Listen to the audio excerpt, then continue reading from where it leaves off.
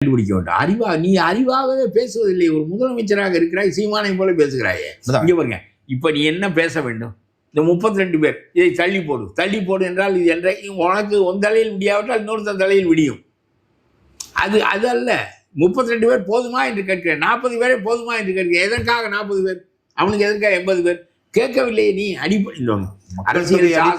அரசியல் சாசனத்தை மாற்றினால்தான் நமக்கு பாராளுமன்ற இடங்கள் பாதுகாப்பாக இருக்கும். ஒன்று, அரசியல் சாசனத்தை மாற்றினால்தான் பீகாரிகள் இங்கே 1 கோடி பேர் வாக்குரிமை பெறமாட்டார்கள். அதனாலே தமிழ்நாடு பாதுகாப்பாக இருக்கும்.